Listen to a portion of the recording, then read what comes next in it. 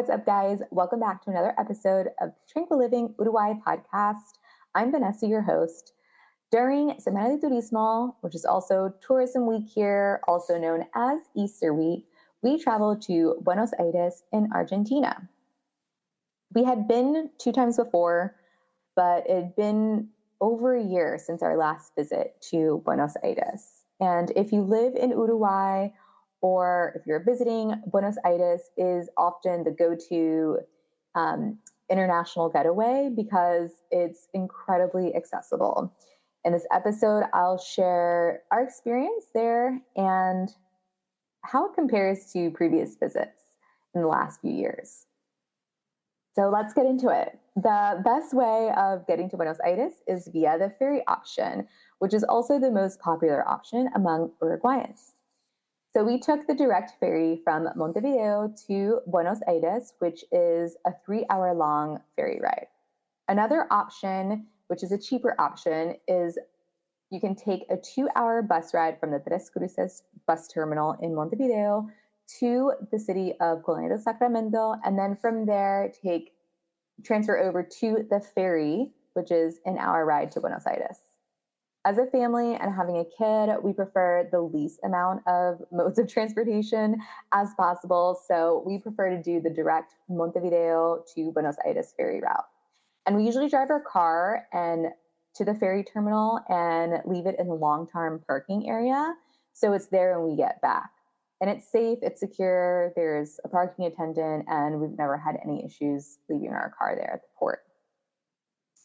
So taking the ferry over has a lot of perks. Mainly, it's just easy, comfortable, and it's scenic at the same time. One thing I do have to advise is that it's not cheap. It is cheaper than a flight, but we paid about $170 round trip for this weekend getaway per person. And I purchased tickets online directly from the Buquebus, which is the company, Buquebus website. The border control and immigration process is fairly smooth when you're traveling on the ferry. From Montevideo to Buenos Aires, you go through immigration once only, and it's on the Montevideo side.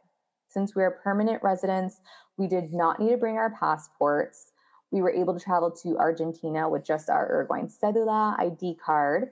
And since we were traveling with our daughter, who is a minor, I also had to bring her birth certificate, but not her original birth certificate back from the US, but the one that is translated and registered in the Uruguayan registrar.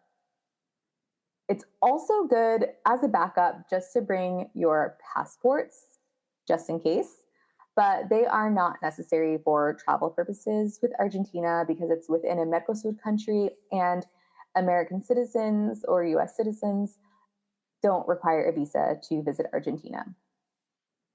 If you are in the process of getting your permanent residency, you can still travel with just your cedula, but you need to get a re-entry permit or re-entry certificate from immigration. I've always personally, whenever I've left the country of Uruguay in the process of getting my residency, I always got my re-entry certificates in the immigration office in Montevideo. That's like an extra step you have to do. I'm not sure if you can get the ferry port, like the immigration that's locally there at the ferry port in case you forgot it. But then another thing, it's also good, as I said, to bring your passport as a backup. The border control and immigration process is fairly smooth as well on the way back from Argentina. However, the one difference is that on the Argentinian side, they do take a photo of you and get your thumb fingerprint at immigration on the way out. So it's kind of like a more, I guess, invasive exit out of Argentina in terms of collecting biometric data because Uruguay does not do that. So let's talk the ferry ride. Once you are on the ferry, there are 2 levels. The bottom is seating for economy class, upstairs seating for what they call the tourist class, and then there's a VIP section. The chairs of the ferry itself is really nice. They remind me of like nice, comfy cushion chairs on like a train. We went during high season, which was that Easter week time, and the ferry was crowded but not full. So it was still actually easy. I wasn't sure how it was going to be with the seating wise because it's kind of like a free-for-all for the seating. You just sit wherever you want. But we were easily able to find 3 chairs together for our family. So that was good. There is Wi-Fi on the ferry, but they do charge you a $10 fee for the Wi-Fi code or password per device. So just keep that in mind. I didn't really feel the need to buy it because I did bring my Kindle to read and also entertain myself by spending a lot of time at the duty-free shop that is on board the ferry. So on the ferry, once the ferry starts going and it's on the water, they do open up a duty-free shop, kind of like in airports where you can shop. And it's a really large store. They have a little bit of everything, just like as if you're like at an airport. And I like to kind of take the opportunity to just like scope it out, see what kind of things that I can't necessarily get in Uruguay that they have there. I personally tend to shop and stock up on makeup and anything cosmetics because they do have brands there that are not available in Uruguay. And it also ends up being cheaper because you're not paying the tax on it. So if you live in Uruguay, or if you're looking to visit or move to Uruguay, there is no Sephora or Ulta type stores in Uruguay. It's like one of my gripes of living here. And cosmetics in general are just extremely expensive, like doubled in price than what you would pay in the US. So it's always best. I always tell everyone to take this opportunity when you're traveling and if you have access to a duty-free shop, just to stock up on whatever you like or need when it comes to makeup and cosmetics. And then also on the ferry on board, there is a cafe where you can purchase drinks and snacks. However, it is pricey. For example, I ordered an orange juice and paid $5 for it. So it's a bit ridiculous, but I don't know. I guess it's kind of like airport prices in a way. So once you do arrive in Buenos Aires, it's easy, get off the boat. If you checked your bags, you can check your bags in. If you have a large suitcase, they have a carousel where you go and pick it up and you go through you put your suitcase through the scanner and it's really easy. You kind of have to wait in line a little bit because of everyone coming off the ferry, putting their bags through the customs, scanner, but it's fine. The best way to get around in Buenos Aires once you get there is Uber. I always recommend Uber because you don't have to worry about taxis only taking cash or because you're like a foreigner trying to rip you off. So Ubers are they're easy and they're fairly cheap too. I think a lot of my rides were between like the $5 and $15 range as we were kind of zipping around Buenos Aires. I do have to note that this time around, Argentina was not cheap for us. The dollar and the Uruguayan peso just isn't favorable at the moment as it was back in the year like 22, 23, 24. And we definitely felt it this time around when going out to eat, for example, which is what we like to do when we get to Buenos Aires. We like going out to eat in Argentina because they just have different cuisines and high quality restaurants, things that we can't necessarily get in Uruguay.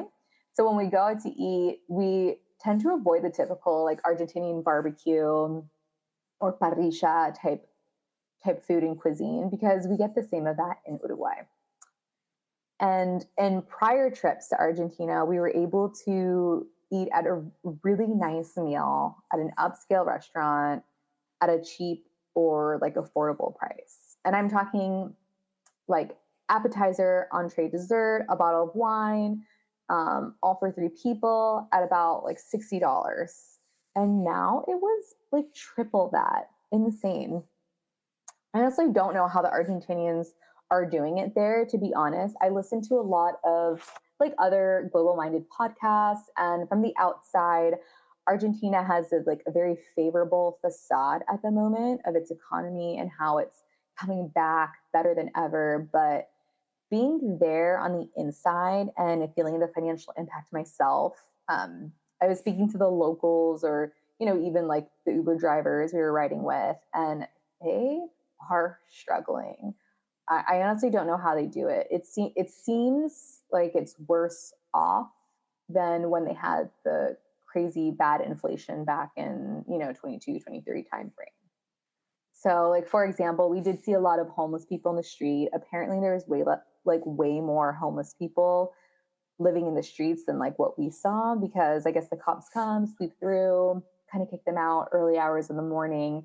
So it's not as noticeable to like the locals and the tourists. And one other strange thing I saw, which doesn't happen in Uruguay, is that in the touristy areas, at least, or like kind of like the main, like nicer areas, there were cops everywhere.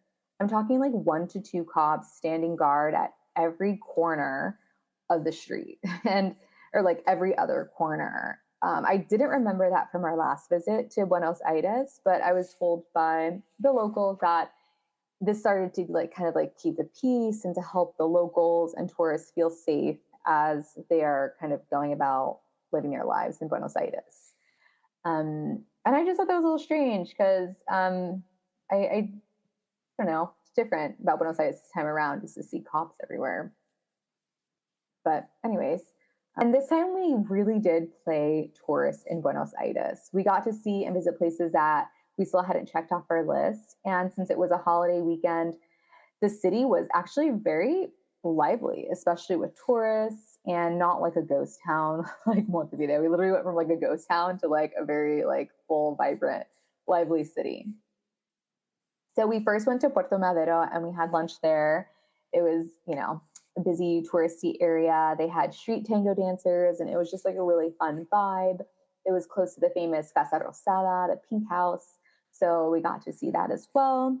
And I noticed here is where the tourists were like out and about, especially like a ton of Brazilian tourists. Actually, I heard Portuguese everywhere. I did hear like English, American English speakers, but mainly I would say the majority of the tourists were Brazilians because we saw them pretty much everywhere we went. I tried to take our daughter to a children's museum there in Puerto Madero, but it was closed. Google Maps and their Instagram said that it was open, but in true Latin American fashion, it was not. I assumed due to it being Good Friday. I don't know. So instead, we just walked over to a kids' playground next to it.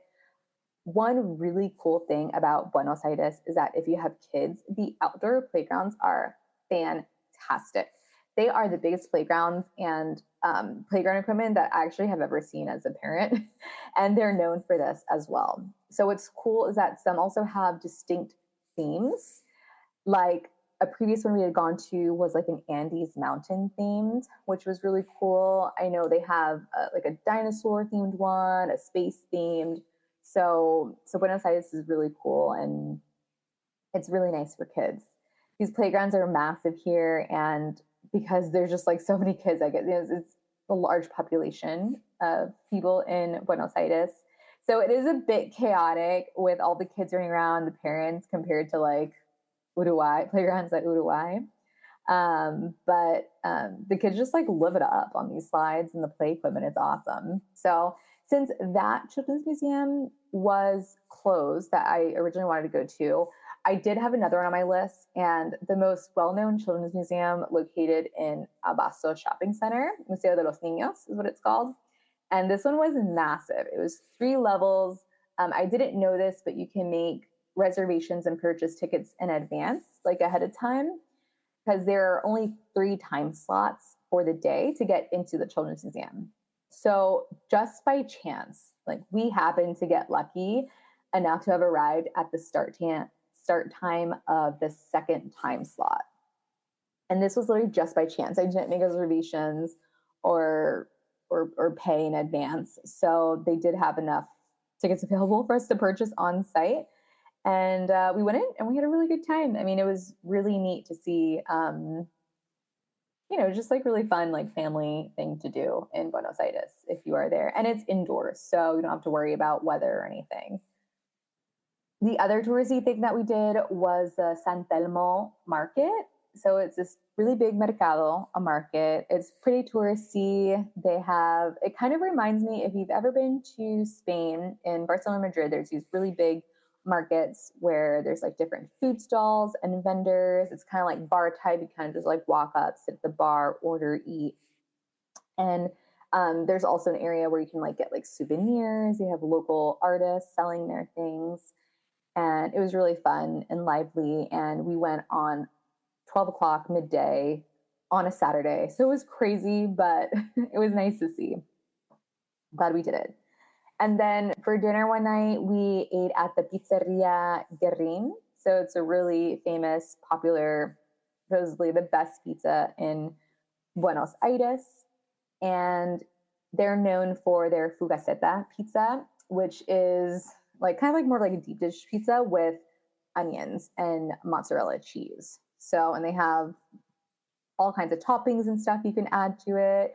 The line, luckily we got there and it was just kind of like a 10-15 minute wait. But by the time we left, the line was like at least a 2 hour wait. It went all the way down the street, like at least like 2 blocks around the corner. It was crazy. And it's located on Calle Corrientes, which is like the Broadway street of Buenos Aires. And it felt very Times Square because it's the center where all the theaters are. They have the big screens lit up everywhere, advertisements, very crowded, full of tourists. The street, they shut the street down for pedestrians only, and they do have street performers. So you'll see lots of crowds of people kind of huddling around street performers. So just in general, it's very lively, and it was really neat to see. So kind of like New Orleans, Buenos Aires, which is where I'm from, born and raised, Buenos Aires is known for their famous cemetery called La Recoleta. And it's a tourist attraction. They charge a fee. I think it was about like $15 to get in to just walk around. They do like special tours if you'd like, where they kind of explain, like the tombstones of all the people, but obviously that's extra. It's really beautiful. They have elaborate tombs for very famous and wealthy and like prominent Argentinians from back in the day. Being from New Orleans, I'm used to cemeteries being a tourist attraction, but I personally I never really saw the appeal in it. I don't know.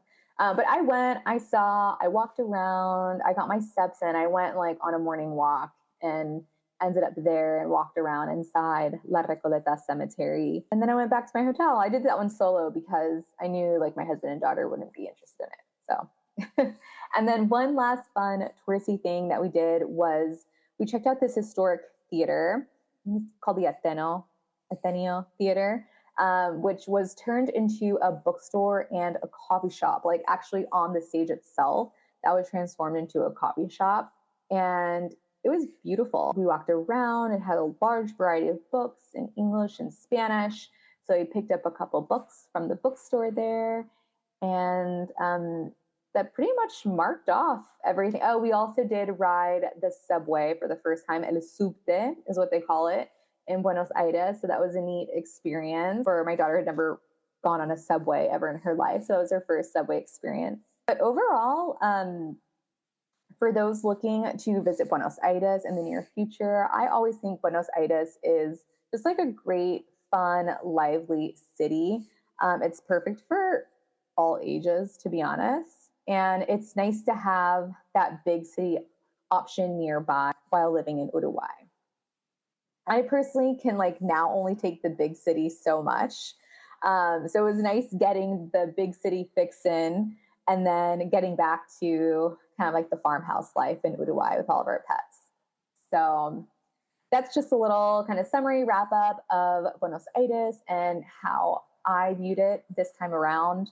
So if you're interested in taking the ferry or the Bugaboo's over, I recommend signing up for the email list because about 1 or every 2 months, Bugaboo's company sends out 25 or 35% off coupons for the ferry tickets, like discount codes, and you can save some money there.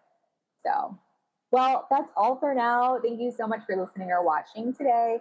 If you like this episode, please like, follow, or subscribe to the show and share your thoughts or questions in the comments because I read them all. And my goal in Tranquil living Uruguay is to be your passport to Uruguay, a place I call a hidden gem south of the equator.